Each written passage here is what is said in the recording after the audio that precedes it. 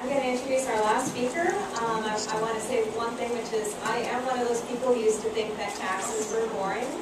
That was until Chuck Collins joined our staff and started giving speeches about taxes that nearly made me weep. He is so persuasive on this issue that he's managed to line up all kinds of very wealthy people to demand that their government make them pay more taxes. That is how persuasive he is. At IPS, he's a senior scholar and leads our work on inequality.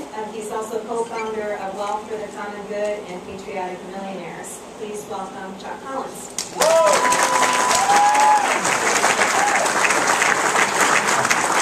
I would love this.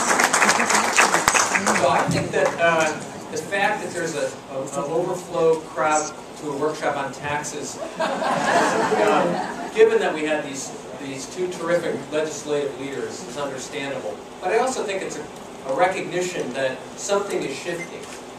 That this conversation about taxes is really wound together with everything that we care about. Everything that we care about in terms of where this country is going. And I think that both Senator Sanders and Representative Lee lifted up the good news. There's a shift in the conversation.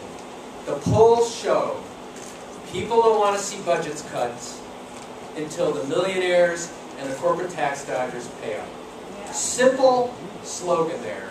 No tax cuts, no budget cuts, till the millionaires and the corporate tax dodgers pay their fair share. And that's the public opinion. And that's a good thing, and that's a shift in a recent time. And here's another piece of good news. 2010, the Tea Party dominated the conversation on April 15th on tax day. The most recent tax day, April 15th, 2011, we started to see a shift. People were talking about corporate tax dodging and millionaire tax rates. U.S. Uncut, groups like that were in the streets protesting. This coming April 15th, we will dominate the conversation about taxes. Yeah. All of us together. Now, why is it shifting? It's obviously because of the budget cuts, because of the silly discussion about the deficit ceiling, the fact that the inequalities of sacrifice are becoming starker. Kim Felder from Working America was telling me today they knock on 20,000 doors a year as Working America, talking to unenrolled workers, people who are not members of unions in Ohio and the Midwest. And she said, people unprompted, the first things they want to talk about are these inequalities and the unfairness of the tax system. And why is it that General Electric's not paying anything? Why is it Verizon? Why is it I pay more on my cell phone bill taxes than Verizon pays in their taxes? It's striking a very strong nerve. And I think that that's, to the credit of the new bottom line and U.S. Uncut, and U.S. Uncut showing up at the offices of corporate tax dodgers, Bank of America, Verizon, Apple, saying, to the customers, these companies are leading the way in dodging taxes and making a link to local budget cuts.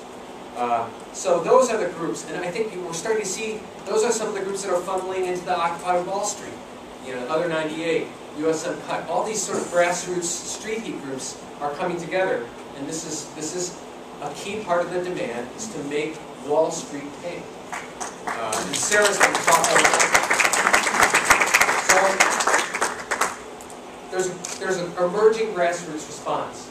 I also want to mention there's a kind of interesting, what I would call kind of grass tops response, right? So Warren Buffett gave this effort a boost in August by saying, look, he says, I pay 14.7% of my income in taxes. The people in my office who do the front office work pay 20%, 25% of their income in taxes. That's wrong. And by sharing his own story, he galvanized and inspired lots of